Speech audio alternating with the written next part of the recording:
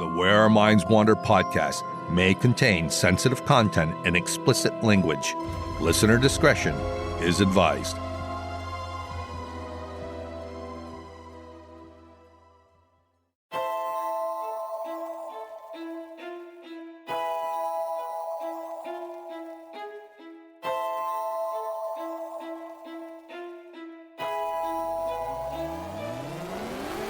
Greetings, fellow wanderers, to the places our minds wander.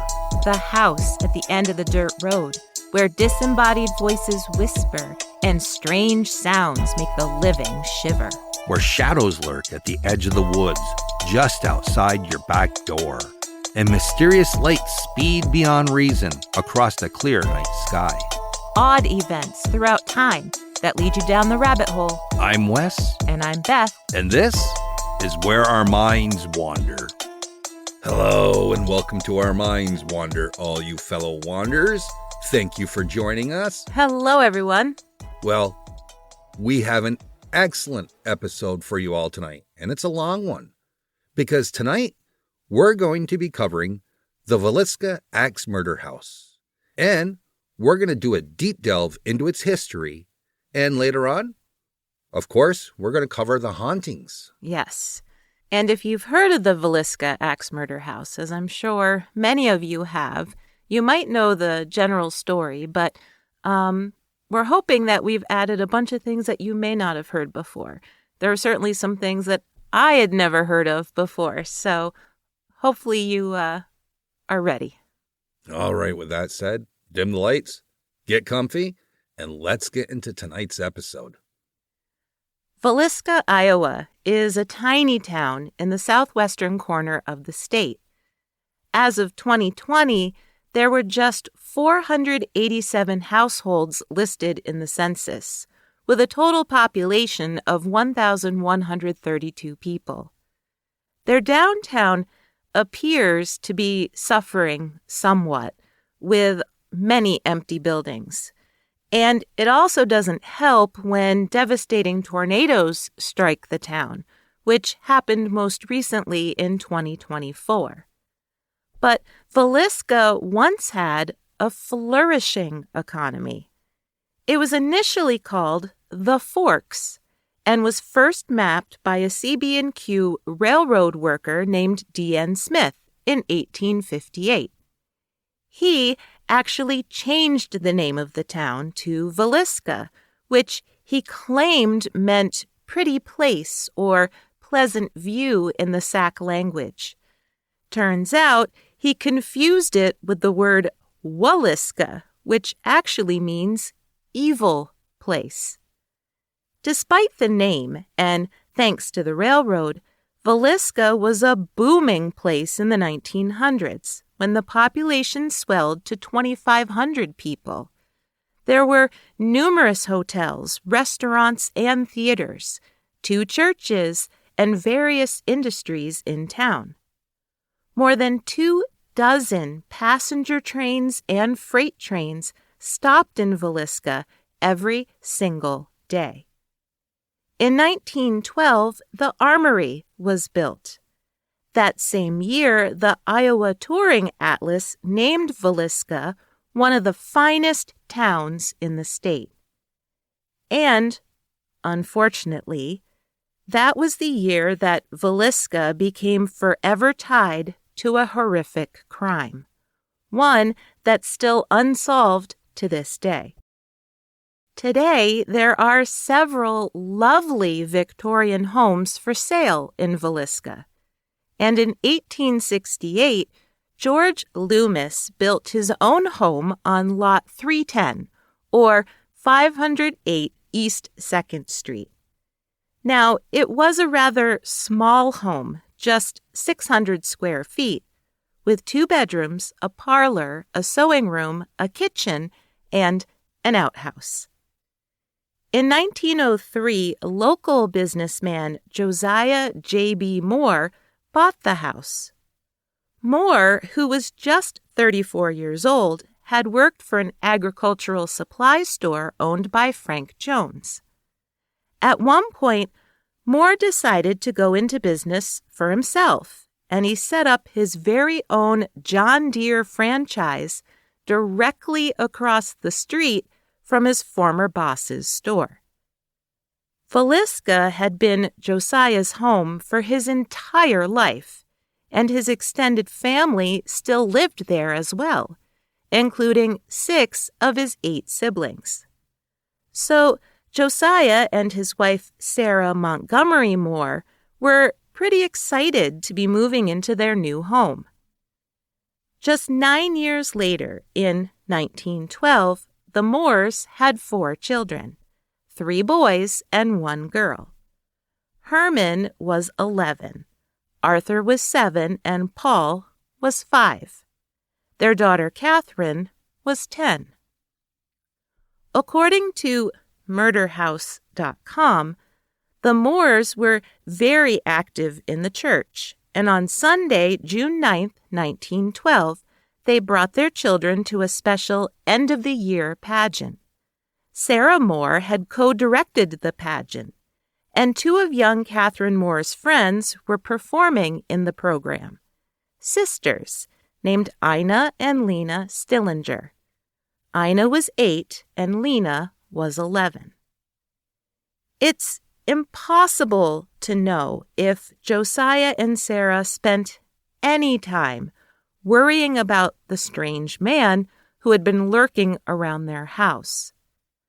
A few days earlier, Josiah's 16-year-old niece, Faye, had talked to her Aunt Sarah about being accosted by a stranger who demanded to know where the Moores lived.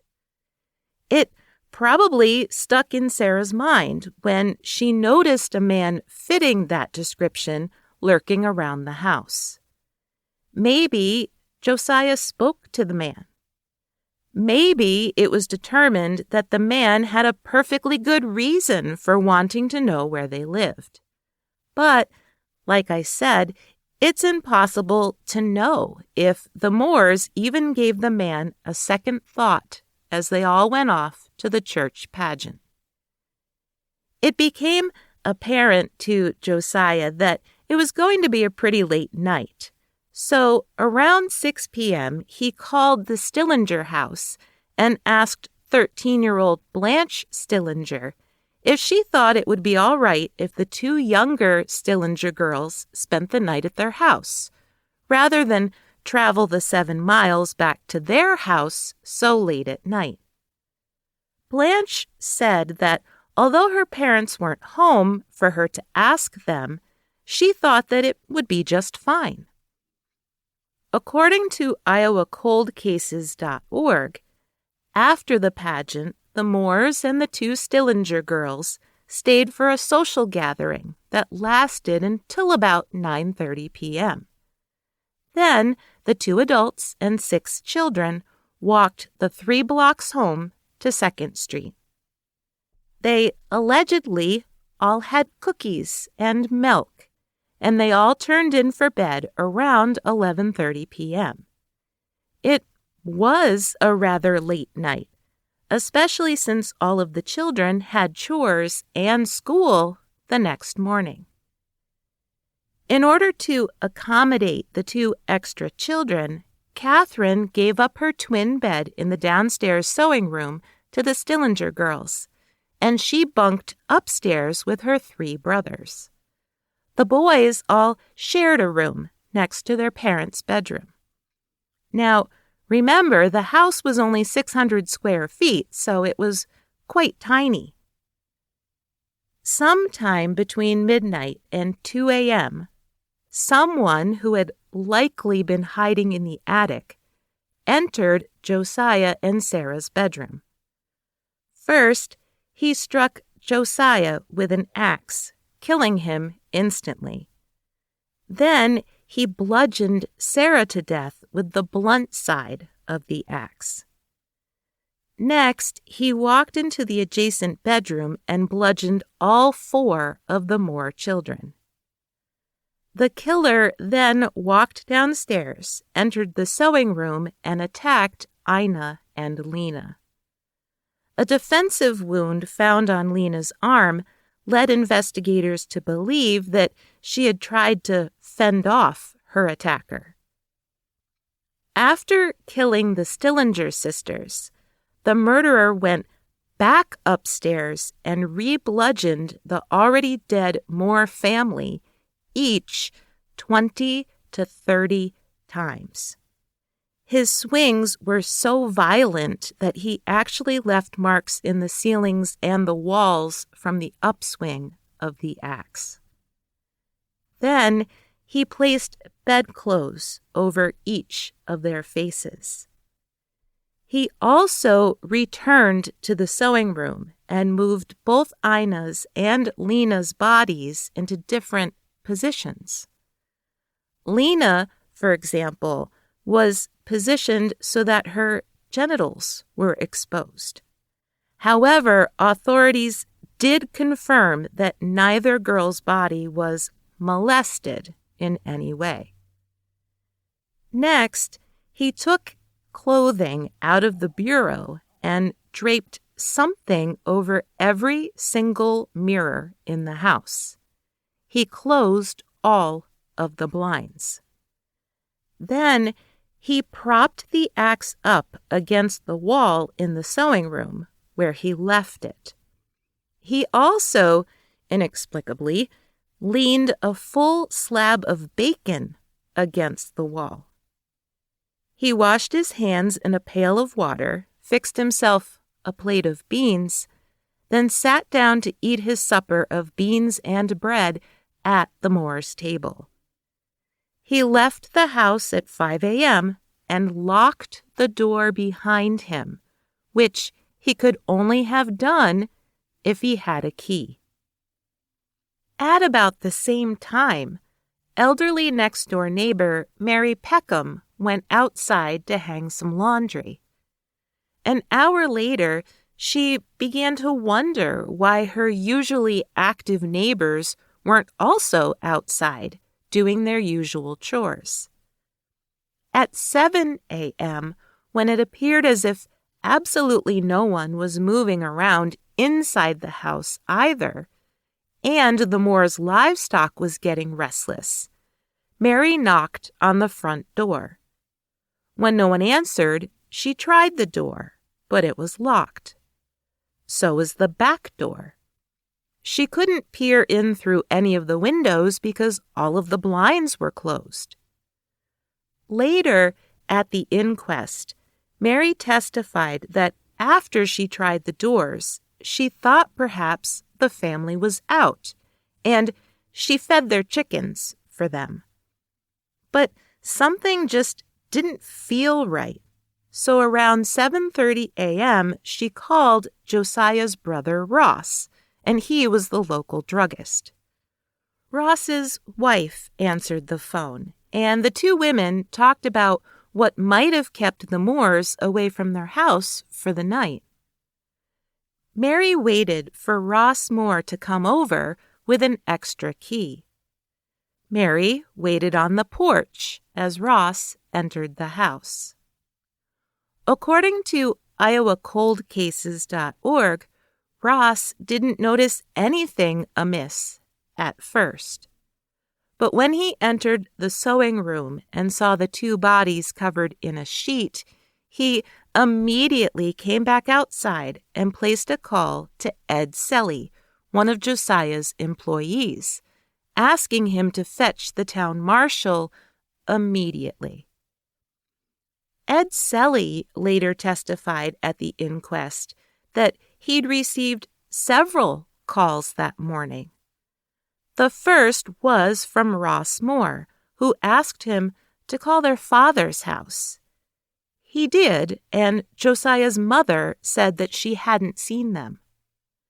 Then Mary Peckham called and asked him if Josiah was there at the store. When she mentioned that the horses needed to be fed, Selly left the store and came over to the house to feed them. When he returned to the store, Ross called again and told him to get the marshal. Selly claimed that when he arrived with Marshal Hank Horton, both Ross and Mary had been inside the house. The four of them entered the house together at this point, and as soon as Selly saw the blood, he had to leave and go back outside. When Marshall Horton came back outside, he said that someone had been murdered in every single bed. He locked the house and gave the key to Mary. Then he went to call the coroner and the sheriff. Selly went back to the store and called the John Deere head office in Omaha to let them know what had happened.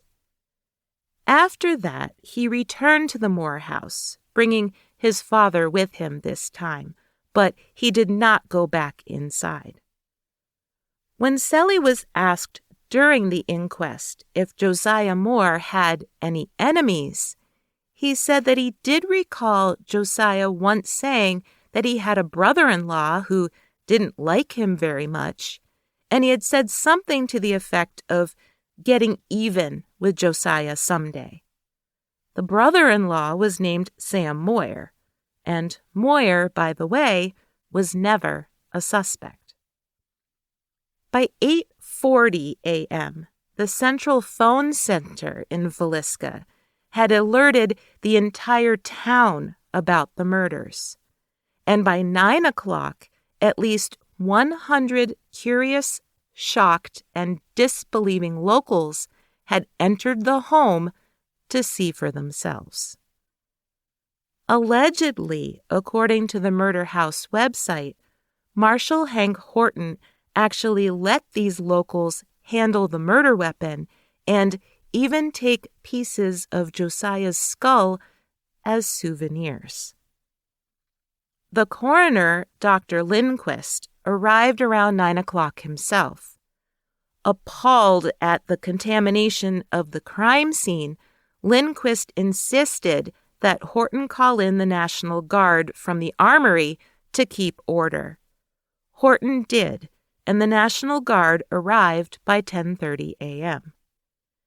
They did not begin to move the bodies of Josiah, Sarah, Herman, Arthur, Paul, Catherine, Ina, and Lena until 10 p.m. It was 2 a.m. before all 8 of them were placed in the temporary morgue set up in the Villisca fire station. Initially, people wondered how anyone could have done what they did without anyone in the Moore house waking up and escaping. Some speculated that the milk that they had all drank had to have been laced with something, but that's something that we'll never know the answer to, especially since there's no concrete proof that they all even drank the milk. Townsfolk also couldn't understand why the murderer hadn't stolen anything. Josiah's wallet was where he always left it, and it was still filled with cash. What investigators could determine was that someone had sat in the barn for quite some time, observing the Moore family through a peephole. After the Moores had left for church, the killer had grabbed the axe and entered the house. He had gone up to the attic to wait. They determined this because they found 2 cigarette butts on the attic floor. They also found an altered gas lamp. The glass chimney had been taken off and the wick was turned way down. And they also found a broken bit of keychain. You'd think they'd all be pissed off that Marshall Horton let the crime scene be so contaminated and let people take pieces of skull? Yeah. What the hell's wrong with these people? Yeah, I know, it's sick. That 100 people came, but it was like they just wanted to see it. You know, it's just, yeah. Yeah, I really don't understand that part. No, I know. And another thing is, back then, everybody had an axe. Mm-hmm. They chopped firewood. Mm-hmm. So there was always a murder weapon just readily available for anyone who wanted to pick it up and go inside. Right. And just think now, with all of the DNA testing and all of the forensic stuff that we have available to us, they would have been able to solve it now. They would have gotten something off the cigarette butts. They would have gotten something off of, pretty much everything. Yeah, this marshal was a total buffoon. Mm-hmm. Yeah.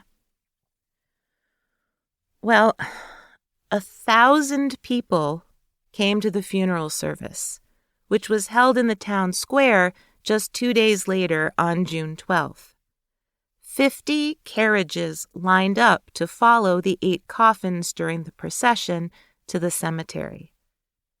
The inquest, which involved the testimonies of just 13 neighbors and acquaintances, took place on June 13th, a day after the funerals. There was Mary Peckham's testimony and Ed Selly's, but there was also Edward Landers, which was the only one that seemed to offer any sort of clues. Landers was staying at his mom's house, close by the Moore's house. He went to bed around 9 o'clock on Sunday night, but right before he fell asleep, around 11:30 or so, he heard a weird noise. Now, he honestly didn't think it was weird at the time. He honestly thought it was just a couple of boys goofing around and making loud hooting noises. But the following morning, after he'd heard what had happened, he wondered if what he had heard was actually Sarah Moore. And it's not clear if Landers is trying to imply that she was calling for help or not. What I find funny is that there's no mention of the parents of the other 2 girls ever being contacted by the marshal or the coroner. Right. There isn't any information on the Stillinger parents at all. The only thing I could find is that they were quite wealthy. It's the only information I could find about them. So I don't know what they thought. I don't know what their reaction was. I don't know. I mean, I can guess what their reaction was, but I mean, like, the reaction to the investigation and to the suspects and, Can you imagine if they didn't live 7 miles away and it wasn't so late at night, they would have went home and this would have never happened to them? Can you imagine poor Blanche, 13-year-old Blanche, who said it was okay for her sisters to spend the night? Yeah. I mean, that had to... It's so sad. I know. I can't imagine that type of guilt that for a 13-year-old to carry. Anyway, after the inquest, there were 5 main suspects in the case, although only one of them was ever brought to trial. And we'll get into who they were and the hauntings at the Villisca Axe Murder House after this quick break. Hey, did you know? The most frequently used letter in the English language is E. The most frequently misspelled word is separate. The most frequently visited country in the world is France. The most frequently watched movie is Titanic. The most likely day to be born is a Tuesday. The most likely day to be dumped is December 11th. The most frequently guessed number between 1 and 100 is 37. And ironically, the most frequently stole book is the Guinness Book of World Records. Who'da thunk it?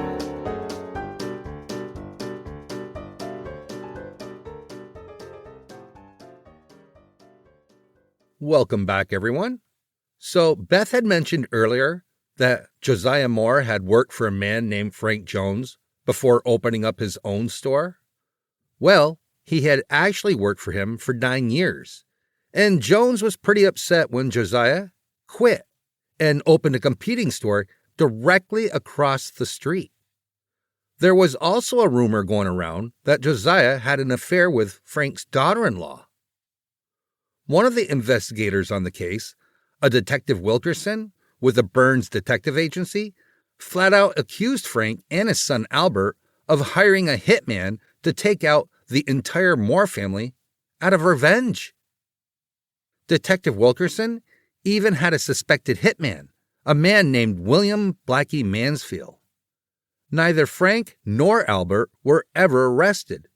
They both denied the allegations repeatedly. And Blackie Mansfield certainly wasn't hanging out in the area, waiting to be found. So the lead went nowhere.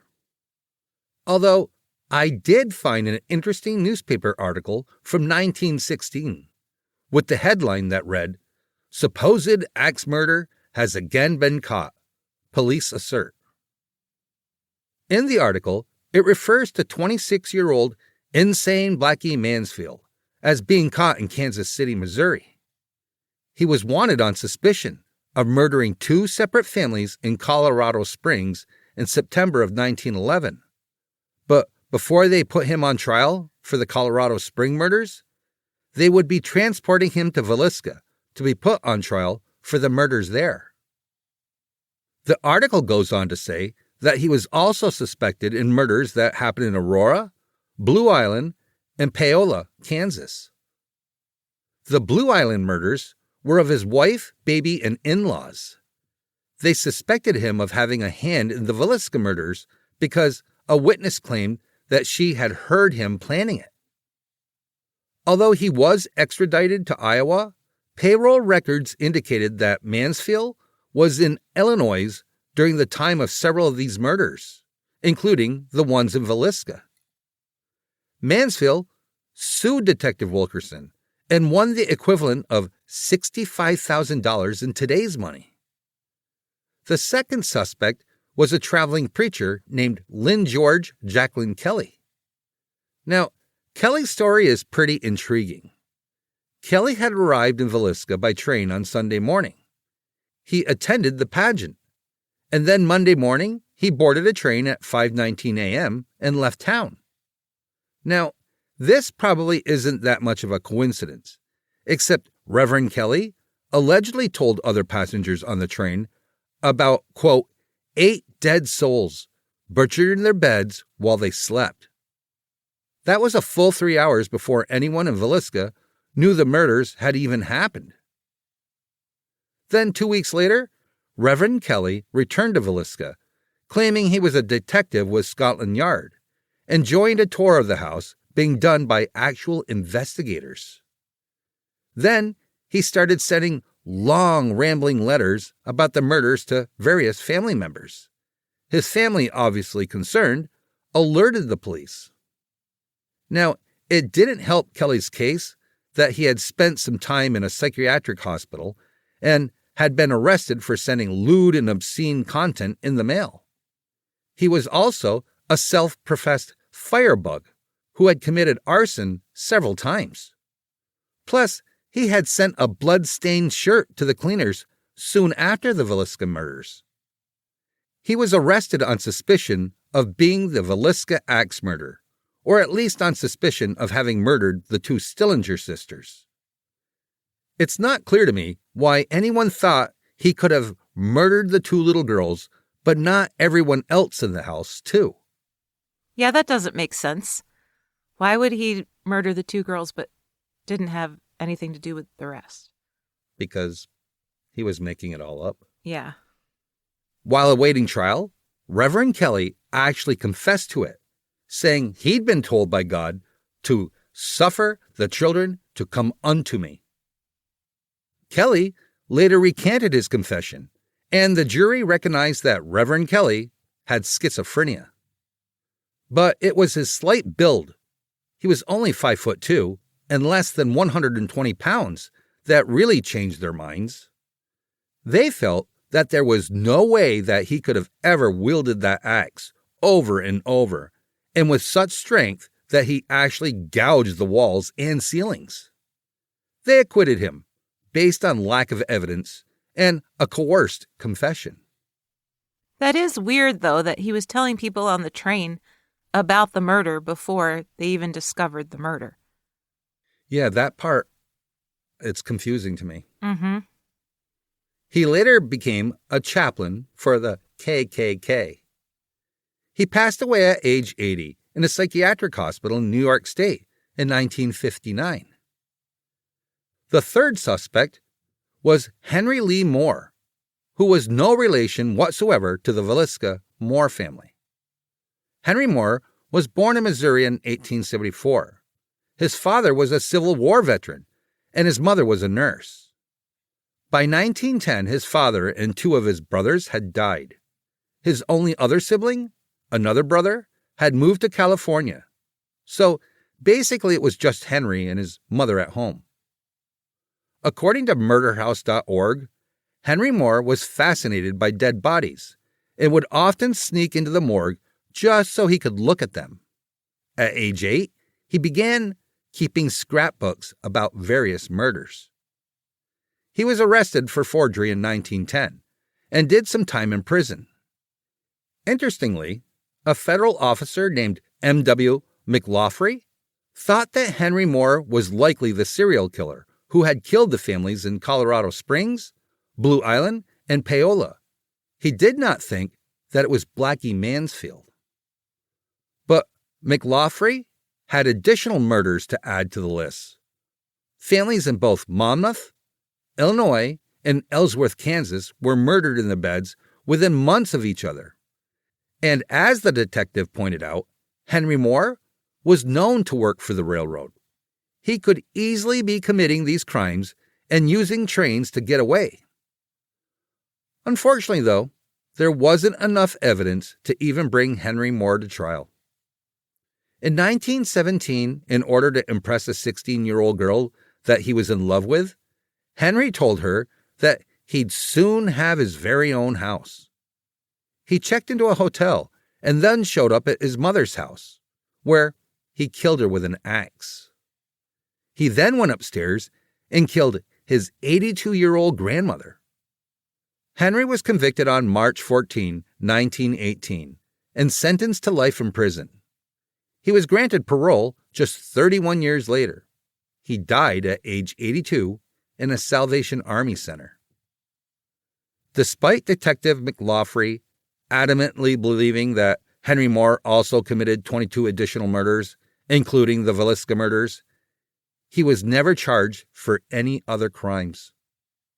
A fourth suspect was a transient worker named Andy Sawyer. Andy Sawyer arrived in the Burlington, Iowa Railroad office, looking for a job on July 10th, the morning the Moore family and Stillinger girls were discovered in Villisca. It was just 6 a.m. when he knocked on the foreman's door. He was well dressed in a brown suit, and his hair was neatly combed, and he was clean-shaven. But his shoes were caked in mud, and his pants were soaking wet up to his knees. He asked for a job, and the foreman, Thomas Dyer, agreed to give him one. When the railroad crew made it to Fontanelle, Iowa, Sawyer allegedly bought a newspaper and went off by himself to read it, cover to cover. His co-workers thought it was strange that Sawyer slept with an axe next to him, and that he seemed almost obsessed with the Villisca case. Thomas Dyer was a little alarmed one day when he was walking towards Sawyer, who had his back to him, and Sawyer suddenly said, quote, "I will cut your goddamn heads off." Then he swung his axe wildly at some piles of wood. And then he told Thomas Dyer something very strange. He allegedly told him that he had been in Villisca the night of the murders, and he had left town right away because he was sure they were going to think that he had done it.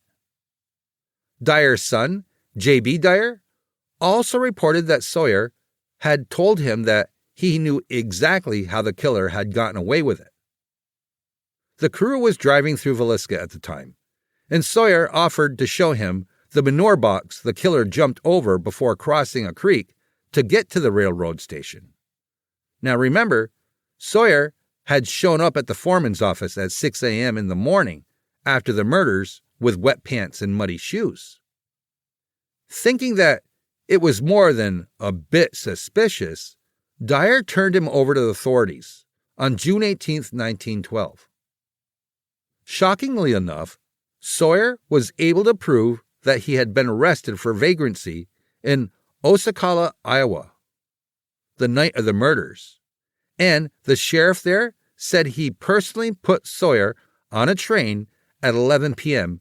heading away from Villisca. And so he was never charged either. All of these men, they're getting away with murder. Are of various types, whether it's the Villisca family or not. They're getting away with some shady stuff. The fifth and final suspect was actually the very first man that authorities thought might have done it. He was a man named Joe Ricks. Ricks was arrested in Monmouth, Illinois, because he was wearing bloody shoes. Ricks insisted that he had traded a hobo for the shoes and that he was not wearing them when they had become bloodstained. But the story, well, it's more complicated than that. On July 15th, Josiah Moore's 16-year-old niece, Faye Van Gilder, was asked to come to the police station and look at Joe Ricks. Now, if you remember, Beth mentioned earlier that Faye had gone to the police a few days earlier to report that she had been accosted by a man in Villisca who demanded to know where her uncle and his family lived. When Faye described the man to her Aunt Sarah, Sarah Moore confirmed that they had seen that same man lurking around their house. But when Faye took a look at Joe Ricks, she didn't even hesitate. She said he absolutely was not the man who had accosted her.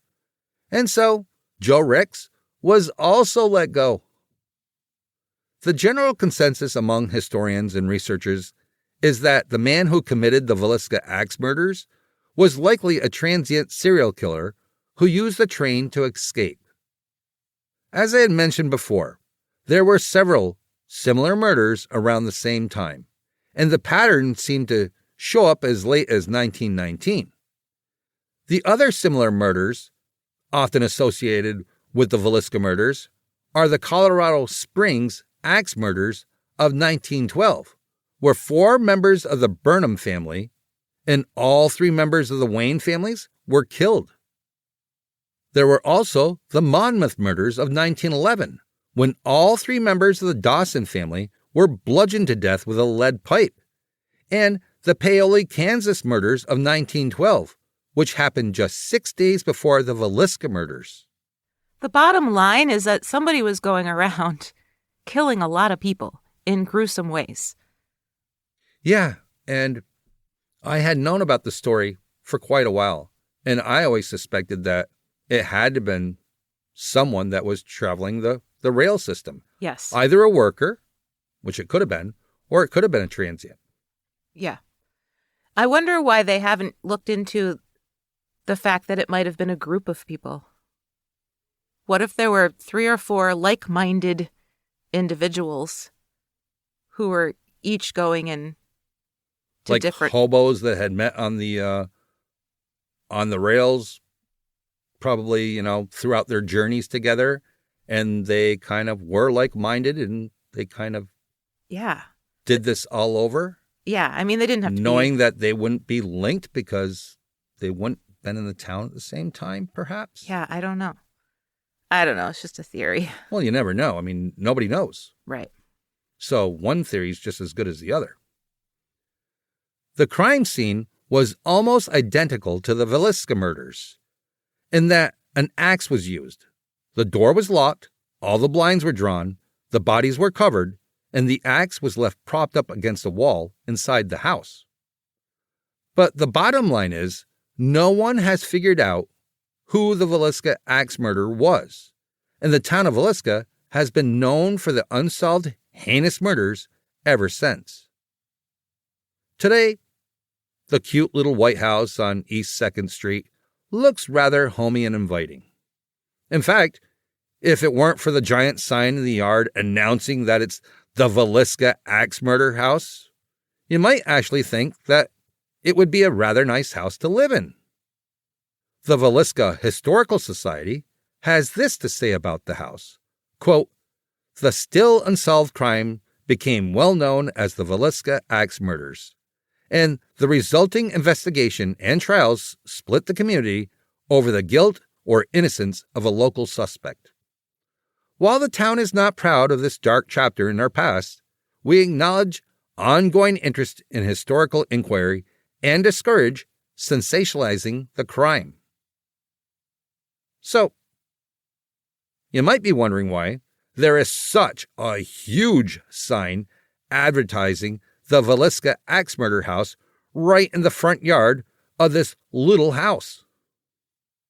Well, I think it has a lot to do with Villisca needing tourism. Because ever since the Lynn family bought the house and spent a good deal of time and money completely renovating it back to how it looked in 1912, there have been scores of ghost hunters and paranormal enthusiasts who have come to see the house, which of course brings money to the town. But in all honesty, the Moore house does have a reputation for being the most haunted home in Iowa. According to roadtrippers.com, people have reported pretty much everything there, including disembodied footsteps and voices, things moving on their own, shadow people, and apparitions. One of our favorite paranormal investigation groups, Adelaide's Haunted Horizons out of Australia, did an investigation of the Moore House in 2022. According to their website, they were met by fellow ghost hunter Johnny Hauser, who has been researching the case and doing paranormal investigations there for 15 years. He had spent the night alone in the house over 400 times.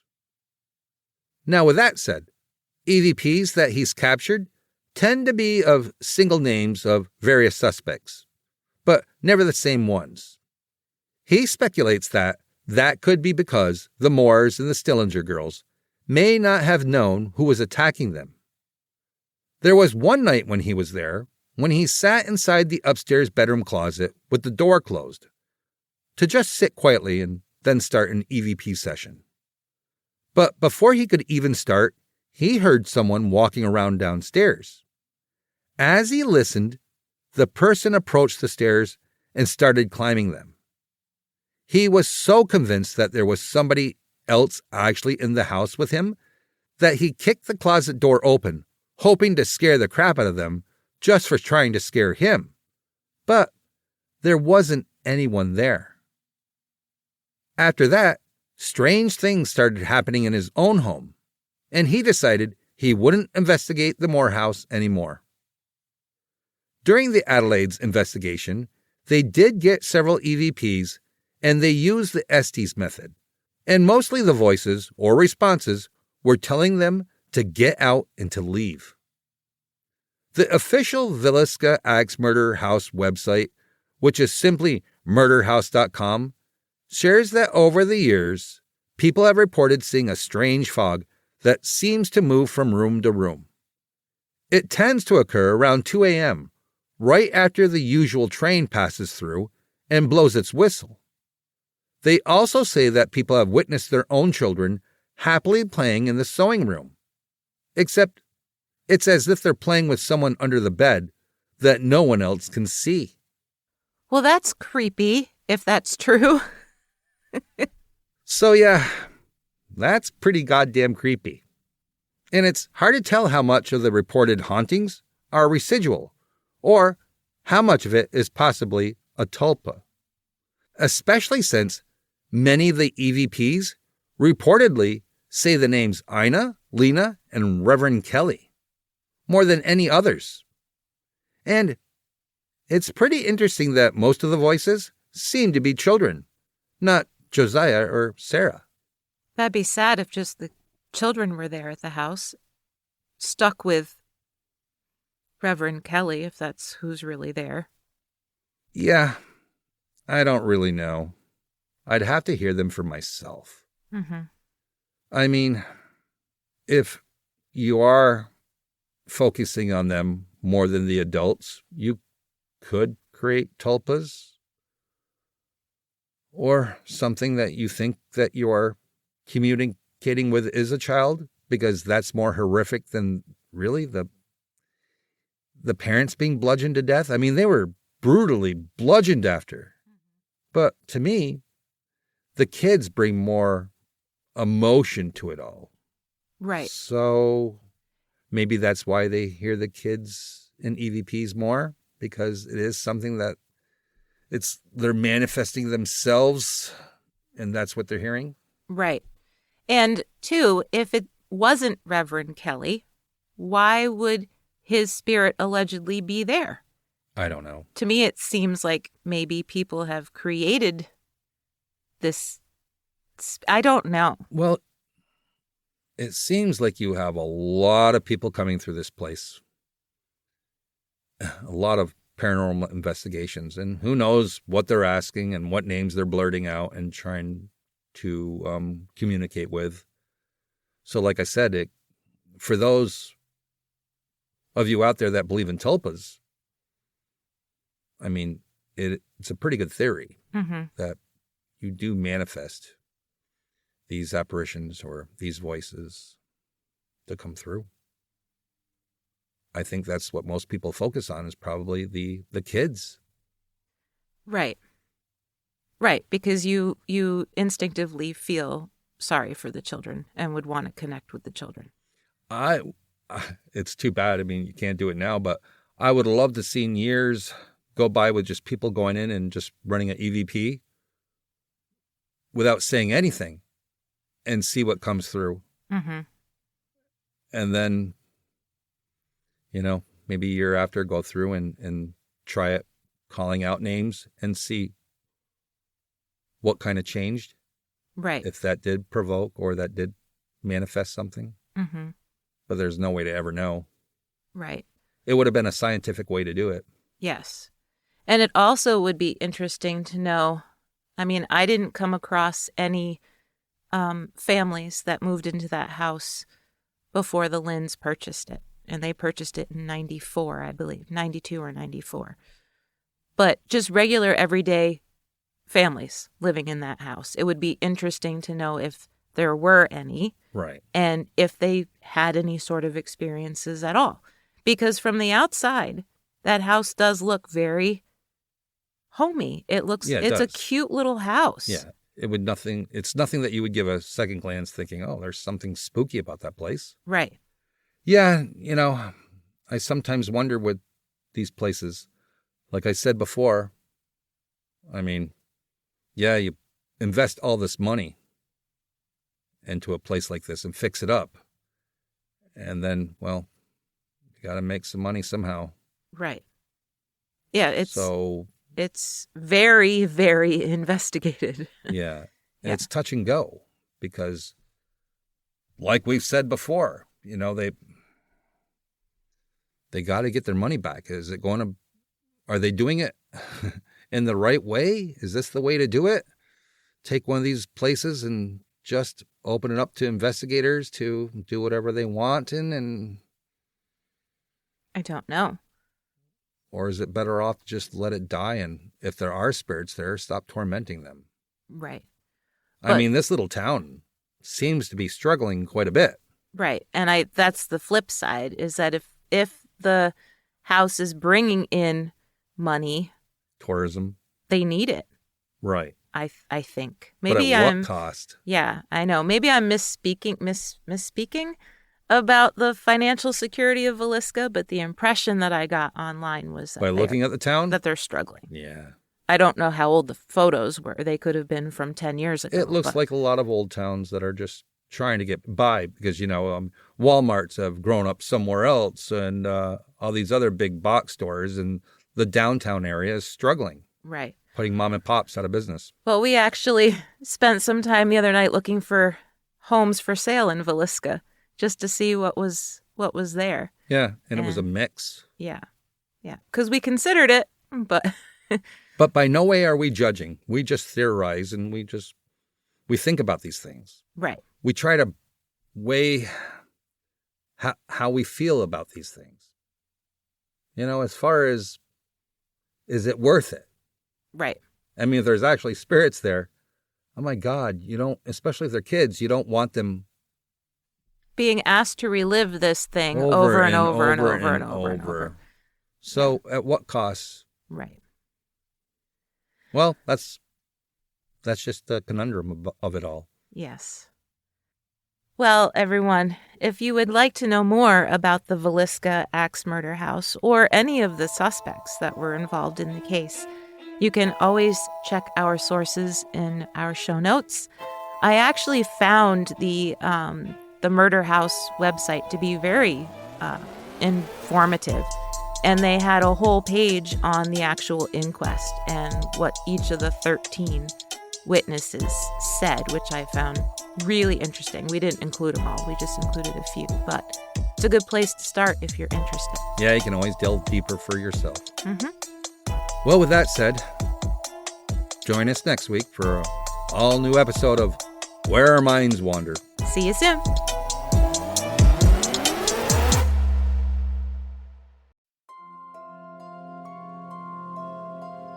Thank you for joining us. We look forward to traveling with you again to the places where our minds wander. If you like what you heard, please take a moment and provide us with a 5-star rating and a comment on your favorite listening platform. It really helps us move up the list and become more visible on the podcast charts so new people can find us. And thank you all for your continued support. See you next week for an all-new episode.